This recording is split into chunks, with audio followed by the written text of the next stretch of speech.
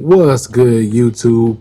Welcome back to Draft Capital Sports. We're going to run through our first mock draft of the offseason 2024. And we're going to start with the number one overall pick holder, my hometown team, of course, the Chicago Bears.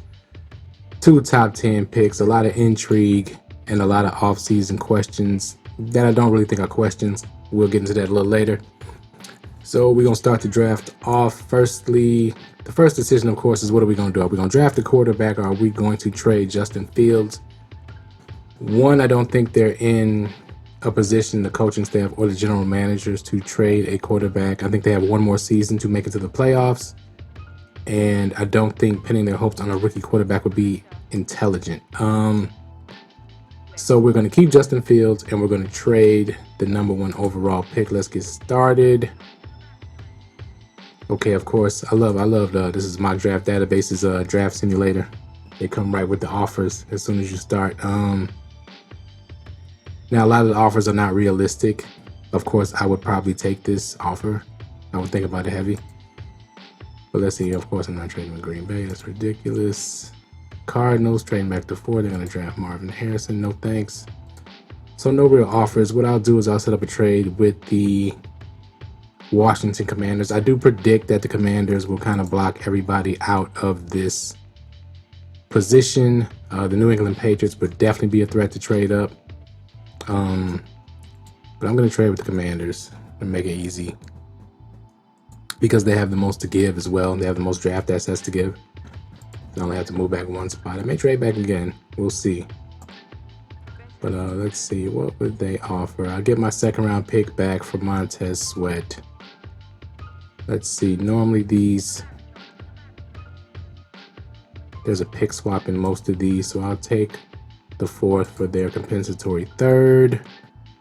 And let's see if I can get a 3rd round for next year. But what I'm saying, that's too much. So I'll do a 3rd and a 4th swap for next year. The Bears will probably be able to leverage more than that in a trade, but we'll go with that right now because that's what they're offering. Minnesota, get screwed. We're not going with that.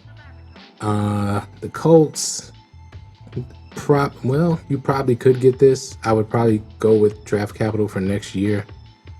But I'm going to be honest, if I'm the Bears, if I'm Ryan Poles, I like Malik Neighbors. I do like Rome Odunze, but I'm drafting Marvin Harrison. The connections with DJ Moore, playing at the same school as Justin Fields, it's a no-brainer to me. So we're drafting Marvin Harrison.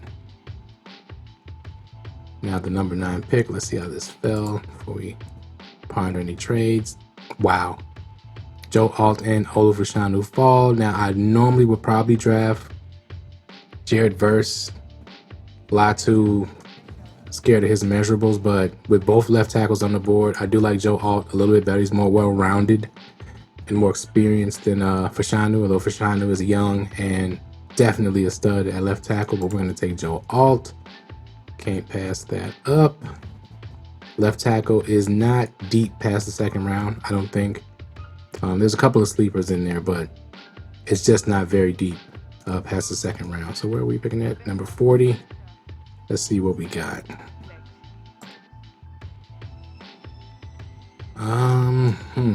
Could draft a backup quarterback, couldn't I? Michael Penix is tempting, but he has the knees of Michael Jordan currently. Now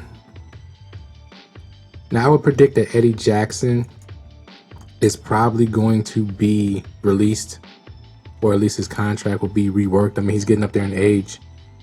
His tackling is getting worse as he's getting older. Xavier Worthy as a kick returner / speed receiver would also be an option.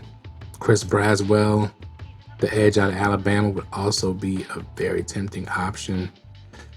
Tyler Nubin is a hometown kid out of Minnesota. Do I take care of edge now? Let's look at our safety options for later on. I see a couple options for safety later on in the draft. We'll talk about those when we get to them.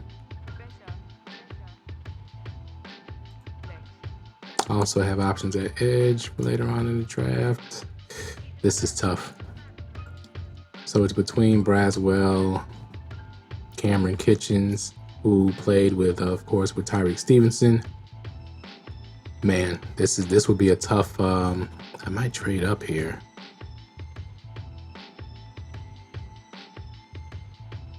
I don't have enough to get up here. All right, let's make a decision. I'm gonna go with Nubin. I'm gonna go with the hometown kid at safety. B+, huh?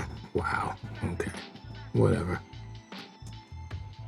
So edge rusher still in need. Interior offensive lineman still in need. I definitely have somebody scoped out for interior offensive lineman. And other weapons for Fields. Here we are at 75. Cooper Beebe would also be, just to shore up that offensive line. Tevin Jenkins and Nate Davis like to miss games.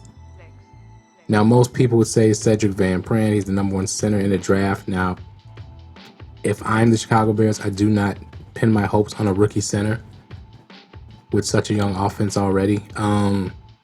I would sign a veteran center. When I go through free agency predictions, I'll get into who I think they should sign.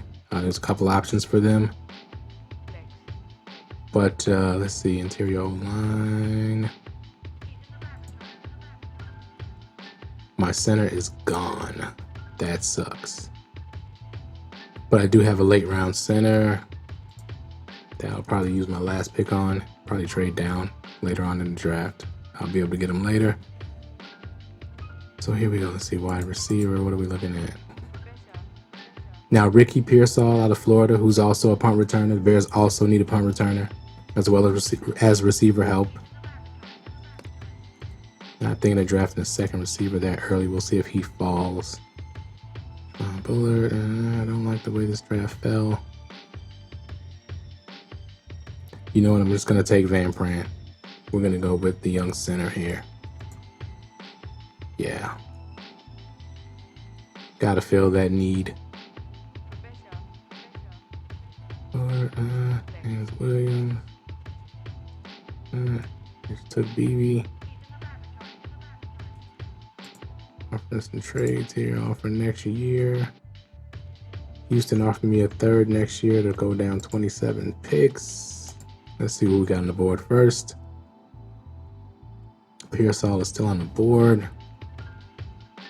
It's very tempting to take him, but I see another weapon that I want, which is Bucky Irving, Marcus Irving out of Oregon. I'm going to have to take him. He's from the crib. He's from Chicago. Very explosive, very underrated running back. Check the tape on the Oregon running back, #0, Bucky Irving. 110 is Pearsall. Pearsall fell to us at 100. I'm loving it. Got my punt returner, slot wide receiver, with size, breakaway speed. He has a sick one-handed catch from this past season that is just awesome. All right, so pick 142. Now, if I can, I'm going to trade back out this pick. Let's see if we get any offers. We do, but they're offering me a 5th round and one next year. Chargers, 155 and 190. I think that's the one I'm going to take. This is unrealistic. I know they have a lot of draft capital, but they're not giving you 3 for 1. When I do mock drafts, I only like to really accept the realistic scenarios. And I'm going to take this one from the Chargers. Let's go. Drop down to 155. Let's see who we got on the board.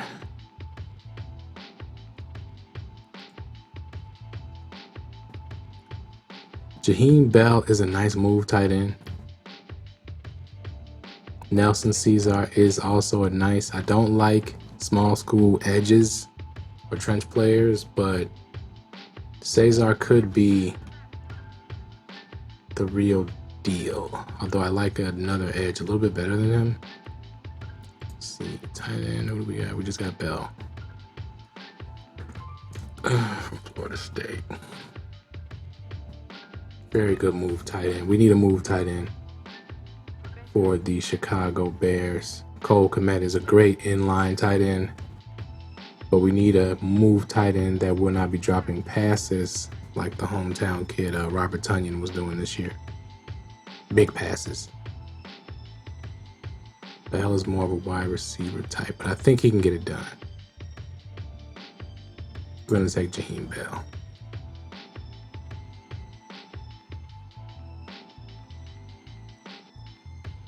And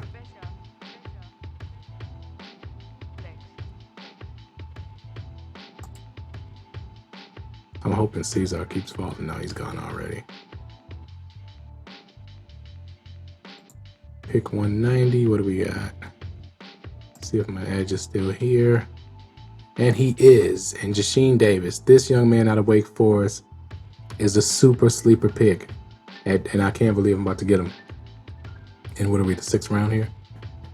6th round steal, guaranteed. If Jasheem Davis falls this far, Ryan Poles will be doing cartwheels. And as you can see my grades on the side there, what do we got? A+, A for Joe Alt. That should have been A+ as well, getting Joe Alt at pick 9. He's a top 5 pick, I believe.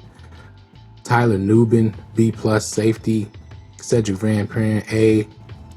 Bucky Irving, B+, I disagree. Pearsall, B+, I can agree with that one. Jaheim Bell, A+ pick. Weapons for Justin Fields. We shored up 2 spots on the defense that needed shoring up. I'm very happy with this draft. Very happy with this draft. Let me know what you think of this draft in the comments below. What would you have done different with how the draft fell? What do you think the Bears should do? Do you totally disagree and you think we should trade Justin Fields for whatever we can get and draft a quarterback? It's ridiculous, but everybody has their opinion. But let me know what you think of the draft and this draft process. We're going to be doing the Washington Commanders next. I'll probably be doing that next week. Definitely going to be dropping all my player evals. Probably going to start with the Senior Bowl players first in the All-Star Bowl games. All the players participating in that. Then we'll get into pre-combine, who's going to break the NFL combine. If you've been here at Draft Capital Sports, you already know what it is. Thank you for watching. Don't remember to smash that like button, hit the notification bell, comment below, subscribe, and thank you for watching. Peace.